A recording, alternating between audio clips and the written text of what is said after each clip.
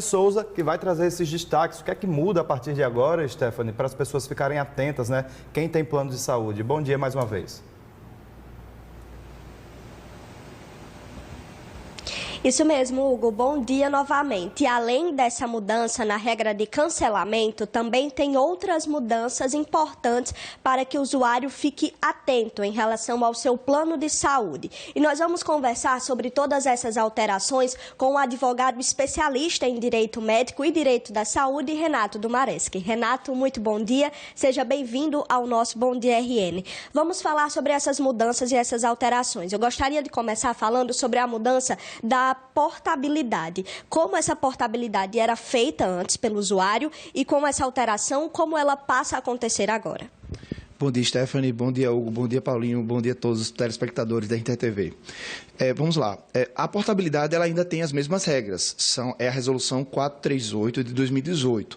Então, se você tem a intenção de trocar de plano, você tem que ter 2 anos de plano para poder fazer a mudança sem ter que cobrir com as carências.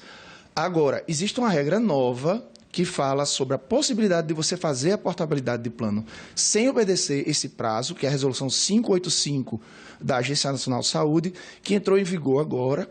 Então, essa resolução fala o seguinte: se você tinha o uso de uma unidade hospitalar, que você sempre faz uso de uma clínica ou de um hospital, e o plano reduz a sua rede credenciada, tirando esse contrato desse hospital, você tem direito a fazer a portabilidade, mesmo que você não tenha esse prazo dos 2 anos.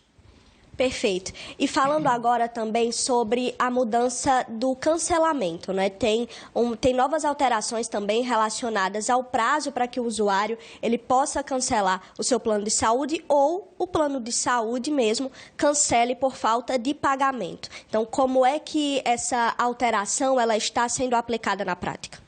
Exatamente. O que a gente mais tem visto aqui são as pessoas reclamando que o contrato foi cancelado sem aviso, né? E aí, quando vai ver, a operadora diz assim: não, eu avisei no aplicativo, naquelas várias mensagens que você recebe no aplicativo.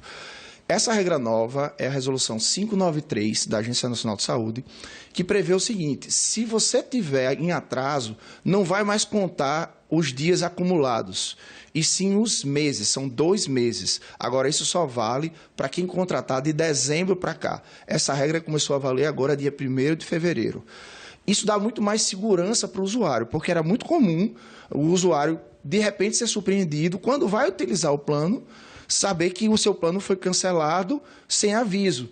Então, a operadora fala: não, mas eu avisei. Sim, mas agora a regra nova determina que você tem que ser avisado por todos os meios possíveis. Então, e-mail com aviso de recebimento, correio com aviso de recebimento, um funcionário da operadora ou uma ligação gravada, tem que ter o WhatsApp, tem que ter a comprovação de que esse aviso foi feito no 50º dia de atraso e não conta mais dias acumulados, e sim 2 meses. Então, era muito comum também o usuário chegar e dizer: olha, eu não estava contando os dias de atraso, eu recebo o meu salário no dia 5 ou 6 e o meu plano vence no dia 1º, por exemplo, e aí, de repente, no final do ano, quando somava, o plano dele era cancelado.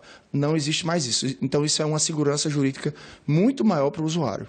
Renato, e tem um prazo mínimo para que esses 2 meses de atraso ele possa gerar um cancelamento do plano? Como assim? Não entendi. Prazo mínimo, como assim?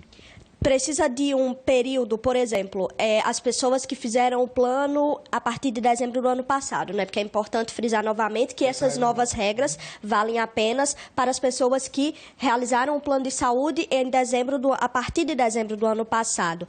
Precisa de um tempo, por exemplo, eu preciso de 1 ano de plano e dentro de 1 ano de plano o atraso de 2 meses. Ou então, dentro de 6 meses de plano, eu atrasei 2 meses, meu plano já vai ser cancelado?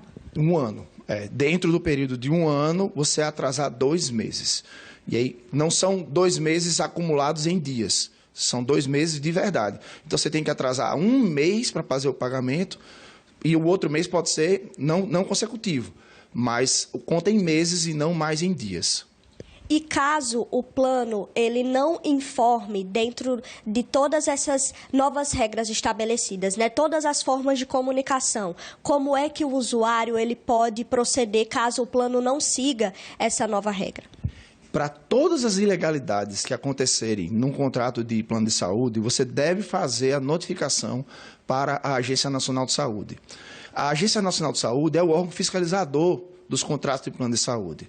Então, quando você tem uma ilegalidade dessa do seu plano ser cancelado, que você notifica para a Agência Nacional de Saúde, ela vai instaurar uma notificação de intermediação preliminar, que é uma NIP.